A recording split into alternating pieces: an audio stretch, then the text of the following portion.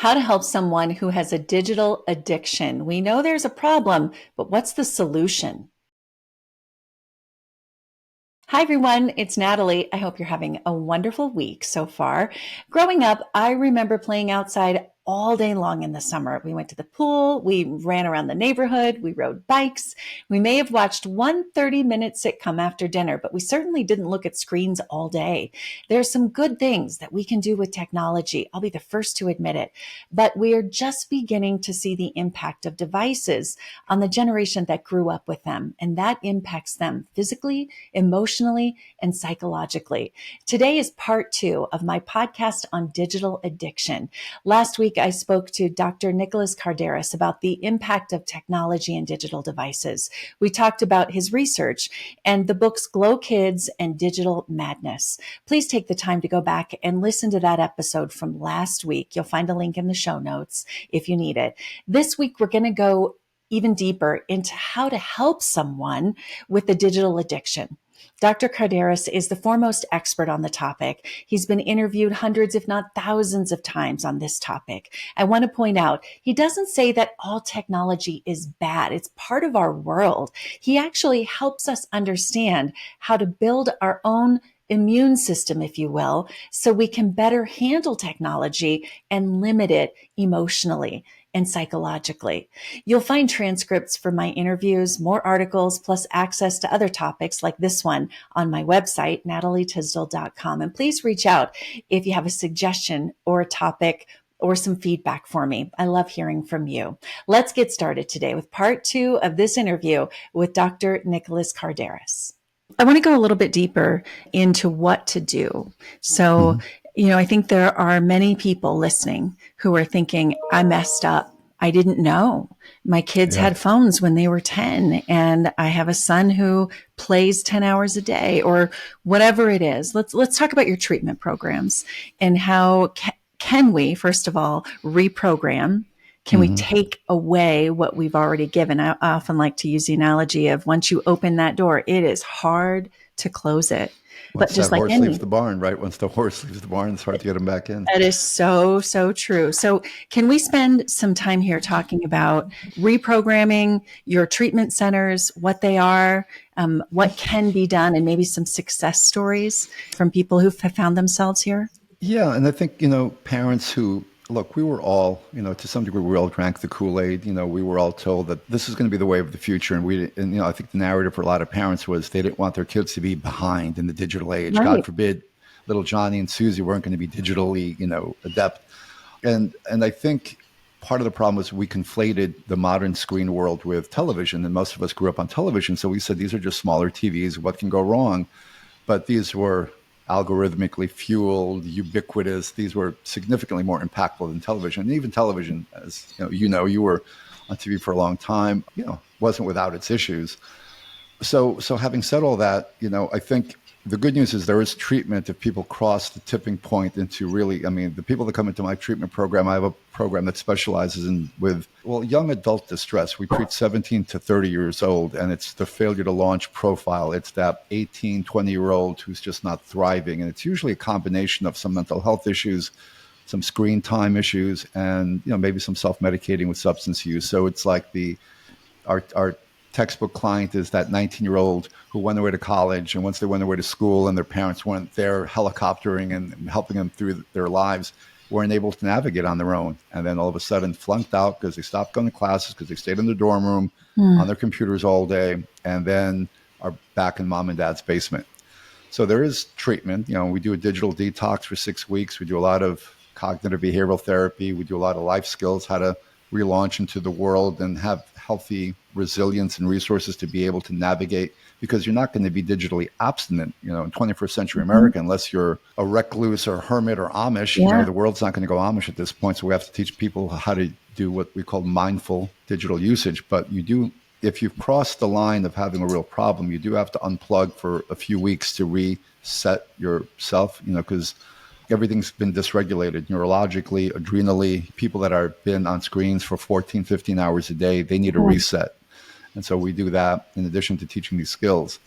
prevention is better than treatment, right? So we talk about, that's why I talk about delay, delay, delay. But if you're that parent that, through no fault of your own, then I want there to be no shame involved, or no, parents did the best that they could. And look, we're working against very powerful marketing entities that Oh, yeah. sold us their products. And it's hard to unring the bell once that bell has been rung. And if you've given your 5-year-old tablet or gaming, but you can begin to try to reset and go back towards more healthy, moderate habits. But you have to lean into filling their lives with other activities rather than taking away. So it has to be a program of addition rather than subtraction, right? So, because you could take your child's device away, but are they going to sit in the room and stare at the wall, as opposed to getting them signed up for activities and events and face-to-face things. And let's face it, we all went through COVID, and COVID was a nuclear bomb on kids who were already struggling with screen time. So now you had 2-3 years of kids who were doing remote schooling and Zoom schooling, and that only was kerosene to fire. So now we have to lean into face-to-face activities with kids, physical activities, because that's the antidote. And, I have in my book, Digital Madness, part of the antidote, I use an archetype of the philosopher warrior. A philosopher was known for their ability to use their reason, being ethically sound, the wisdom of a philosopher, to be able to be critically thinking. Because part of the things that I write about is one of the things that I see working with young people, and I was a college professor for a long time as well, and I noticed that my younger students in graduate school were much more highly emotionally reactive. They couldn't handle conversation. Language became overwhelming. So we've created a generation of what some have called an anti-fragile, a fragility culture, where they don't have the resilience to be able to navigate through things. So how can we teach our kids the traits of the warrior, which is grit and resilience and stick-to-itivism, and to stub their toe and be able to get up? Because to some degree we've overly coddled and helicoptered our kids for fear-based reasons. We thought that the world outside might be a dangerous place, and we've kept our kids indoors. And that's one of the biggest generational shifts that I've seen in ways that kids have been brought up is, historically, most of when I speak at conferences, or I'll ask people over 30, how many of you were raised sun up to sundown, you'd go outside and play? And almost every hand goes up. How many of you raised your kids that way? And almost nobody has. People talked about being afraid to let their kids go outside to play. And so we created these indoor kids, and now we're wondering why they're so hooked on their devices. So I think it's leaning into not being afraid to let your kids be able to be outdoor kids again. Yeah. There's the free range movement, right? Lenore Skenazy has the free range movement. That, she might go a little too far in terms of letting your, 8-year-old take the subway into New York City by themselves. That might be an extreme version of it. But, to be a little bit more, let your child find their own way. One of the most successful parents that I know is a good friend of mine. He's a professor, and they've had a wonderful outcome with their daughter. And I said to him, what was the secret of your success? And he said, benign neglect. Benign neglect. He was the opposite of a helicopter parent. He let his daughter figure it out. And so he kind of had, I'm there if you need me, kind of more of a hands-off approach, which served her well because, I was raised by working class parents who probably in hindsight were neglectful because they were too busy working. And so I had to figure things out for myself, and that served me well later in life. But yet my generation, our generation, we tend to sort of hyper-focus on our kids to the point where it could sometimes not be productive. And and a lot of the tech addiction clients that I work with, one of the main narratives that they'll say is, I've got a smothering mother, and when I go into my screen world, it's an escape from her. And that's been a fairly consistent narrative that I've gotten, where I hate to call it like a demonization of the mother, because in psychology, they used to have an old saying, the schizophrenic mother. They used to blame moms for everything. But there's a little bit of that tendency where I've heard it over and over again, where these young male gamers are saying, I don't feel any sense of autonomy or freedom in I feel smothered, but when I get on my gaming platform, I feel empowered or free. Free. Yeah. Right. Wow. And I know as a mom who probably has a tendency to smother, however, I'm aware of it and I can back off. Well, first we have to admit it that we're fearful of how our kids are growing up. And so smothering is a way that we think we're loving them. My wife is right there with you. And my wife and I have had we'll call them conversations / arguments about where, I'll see it and I'll be like, give them some breathing room. And Yeah. she's, exactly what you just said, but I love them. I'm just trying to Yeah. get it. The tendency is to kind of help and nurture and support, but there's, because we've lived in such a toxic world of fear messaging, I think it increases that tendency to lean in closer as a mother or as a father sometimes too. Yeah. And we have to sort of say, we really serve our kids well when we allow them to figure this out for themselves and to allow them to stub their toes and to kind of navigate through things without us, softening up all the blows, all the slings and arrows of life.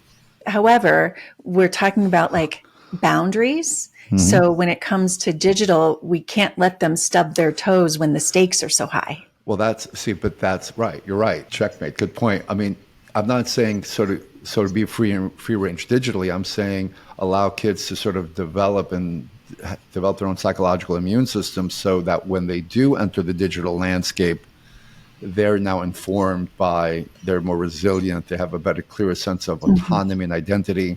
Because if the kid is totally half-baked when he enters that digital world, that digital world is going to shape them much more significantly than the kid who's more fully baked. But you only get fully baked if you have your own sense of identity. Yeah. That's why we're seeing, I hate to say the spike in gender dysphoria and all sorts of other identity confusion that we're seeing, an epidemic of a 4,000% spike in gender dysphoria. That doesn't happen in the natural world. You don't have disorders that spike like that without some kerosene. And that kerosene has been digital media. We've taken a confused population of young kids in an emotions economy. We've given them influencers, and just specifically with gender dysphoria, this 4,000% increase.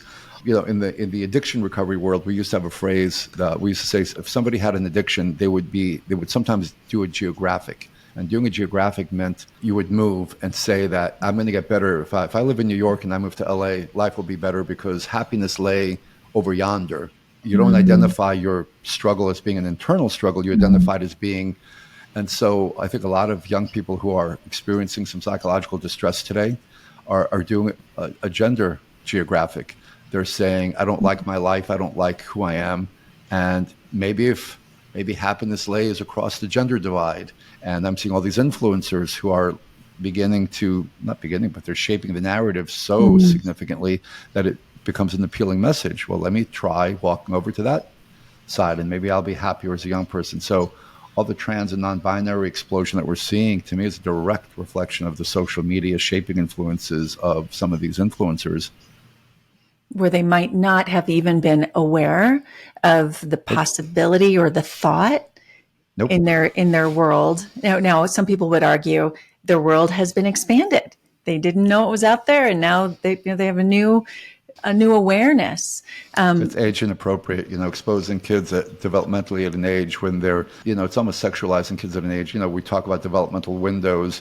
There are certain ages when kids are learning certain things, and it's exposing kids who don't have the capacity to understand certain concepts at prematurely of an age. And so it's not really knowing child development stages. And of course, you're going to have the conversations about sexual orientation and all those interpersonal dynamics and identity dynamics, age appropriate as you get into adolescence and beyond. But what we've been doing with elementary school, and when those children who are grossly underprepared for these kinds of conversations, and we're thinking that now we're going to not think that something unhealthy is going to happen. When you do age inappropriate stuff, and of course you're affecting the development, the psychological, the identity development of that child by exposing them to ideas that they can't hold in their minds, that they're not equipped yet to handle. And so but again, going back to sort of big tech and how they, political correctness and ideologies that are now working independently of what we know from mental health and human development. It's crazy.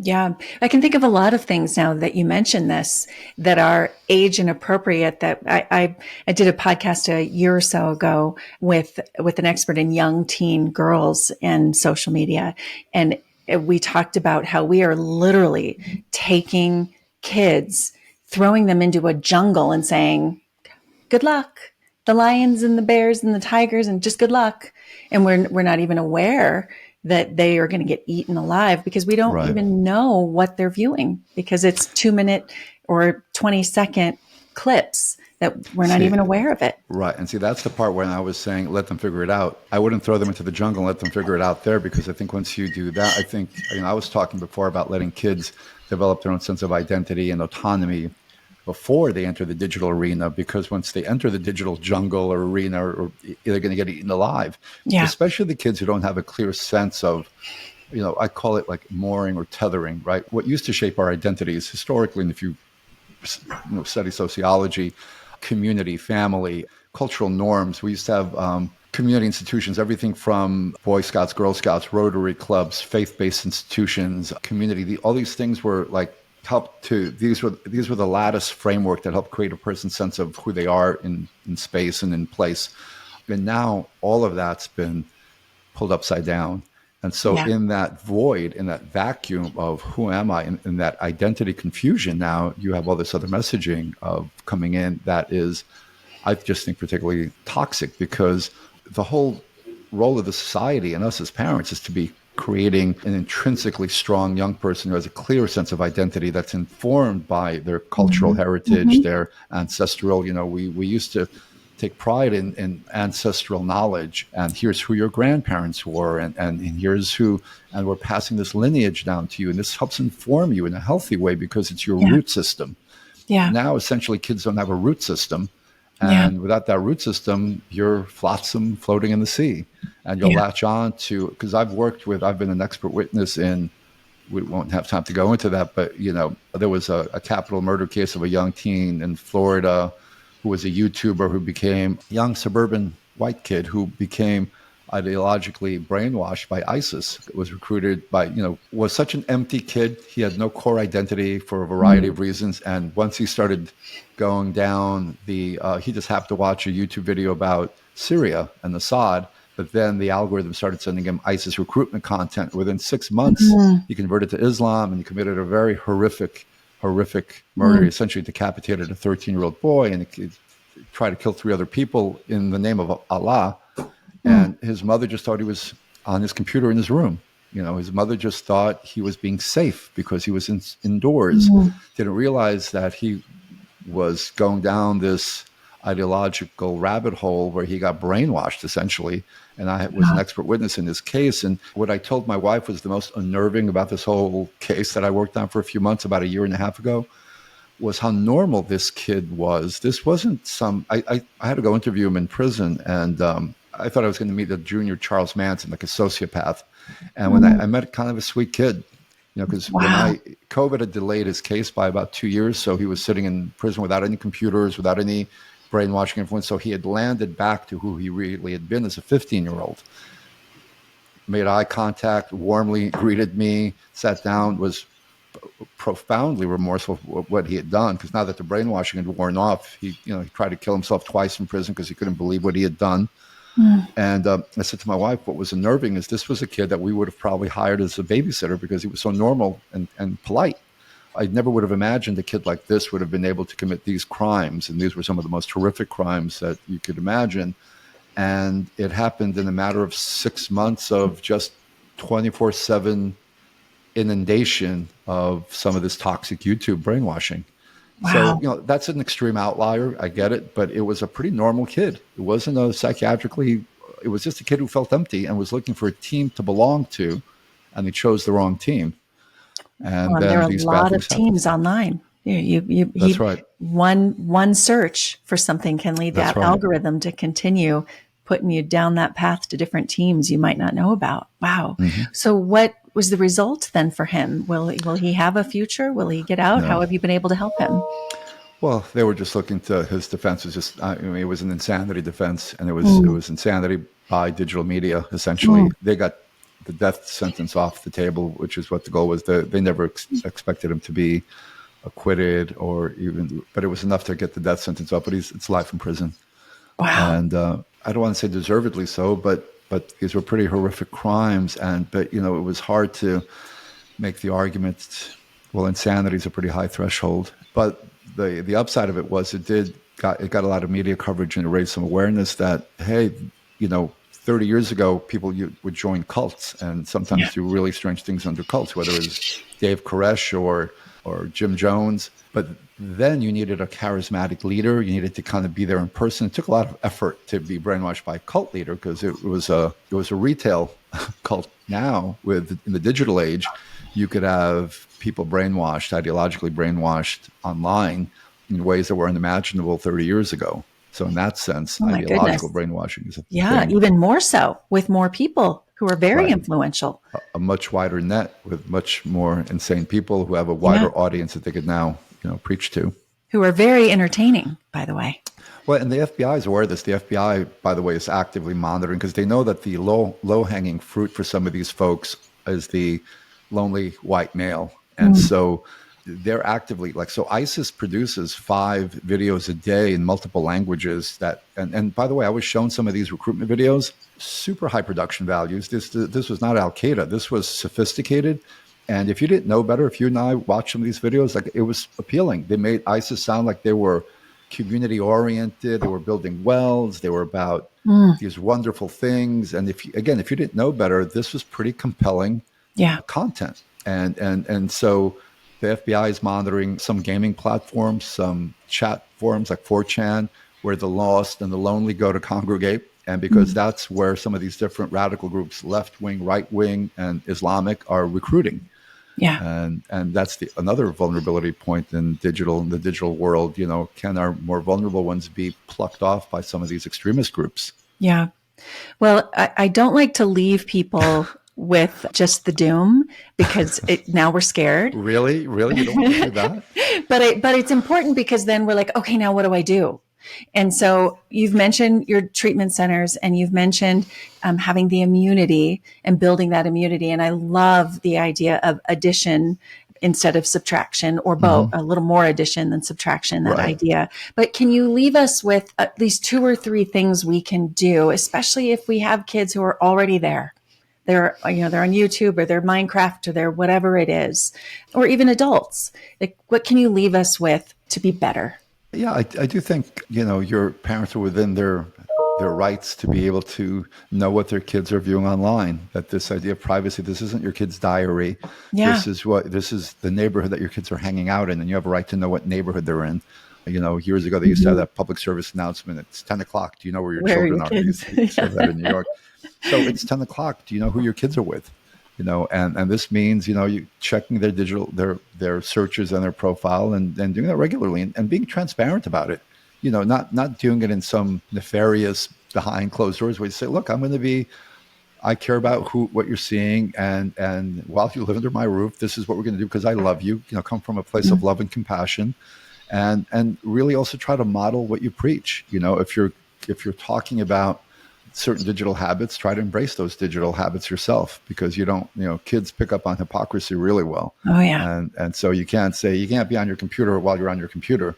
So try to be present as a parent. They found with neglect, they found that a child is more negatively impacted by a parent who's physically there, but not tuned in. It's almost better to not be around. So if you have to do extensive time on your computer or work or check your phone, it's almost better to go outside, go into the car. Like I do that sometimes. Like if I know I've got to spend an hour when my kids are trying to watch a movie or something, I'm not going to be on my phone in the living room with them. I'm going to kind of remove myself because it's better to do that. But I am hopeful. I know sometimes it sounds doom and gloom, but what I'm hopeful about is that what I've seen is that a lot of younger kids now, some of the millennials are really tuning in to some of the more negative aspects, and they're actually rebelling by being more unplugged. There's a big resurgence of flip phones amongst Gen Zers, apparently. I just read that a couple of weeks ago. And they're trying to own their lives back because I think documentaries like The Social Dilemma have awoken a lot of people. And in my treatment program, when I show The Social Dilemma, one of the best strategies that I use is to get that young person angry at how they've been manipulated. Yeah. Because no young person wants to be told what to do. Your kids don't want you to tell them what to do. My kids don't want me to tell them what to do. Well, then when I show them The Social Dilemma, I'm like, so you think you've been controlling all this? You think you just had the people that that have made all this technology telling you how you've been a puppet on the string. You want to be a puppet on the string. You want to be manipulated. And then they'll be like, hell no. And it's like, yes, take that sense of autonomy and use it. Yeah. Don't be subject to that. And that I found to be very effective as a tool, both as a parent and as a clinician, to sort of pull the curtain back and have from the voices of the tech folks themselves, having them say what we've been doing to you and how we've been monetizing you. And Yeah. that kicks up that sense of independence in a Yeah. young person. Kids don't want that. That's for sure. I Right. almost wish that someone would make, and maybe it's out there, a younger version for younger people of the social dilemma, because Yeah. it's kind of adult oriented. Like, to show it Yeah. to a 10-year-old, they'd probably be pretty bored. But Yeah. That's a good point. That's, what, there's an idea. yeah, maybe the producers will do something. If we could show that to kids and have them go, no, you're not doing that to me. We can say it to our kids, but for them Yeah. to be entertained by that thought would be great. Well, I have learned so much. I'm so appreciative of your knowledge and your research and the treatment centers that you have. Where can people find you if they want more information and they want to reach out to you? Yeah. So I've got my website is drkardaras.com. It's www.drkardaras is KARDARAS.com. And my treatment program that specializes in young adult distress is Omega Recovery in Austin, and that's www.omegarecovery.org. And my books, Glow Kids and Digital Madness, have a lot of resources in them as well. So those are available on, yes, Amazon, and they're also available on Kindle, which is, I know it's been pointed out to me that there's some irony in that, but what can we do? And that's where, for me, teaching and even my social media, like if we can use it for good, it's there, Right. use it for good and put That's good right. things out, teach in That's a good right. way. So I'm appreciative that you're on Kindle because I love listening to books and reading on it. Well, Audible is where I listen, No, but I'm on being able Audible. to We're read both, we're yeah, both on yeah, Audible too. I love those. It's That's like, where technology can be good. well, it's like people have pointed out, it's like fire, right? Fire can be used for good and fire Mhm. can start a There you fire, go. and it can be bad too. So It's so it's using it true. for good purposes. Yeah. Yeah. Well, it's been a pleasure. Thank you so much for your time. And thank you for having me and continue to do the good work that you're doing as well. Thank you.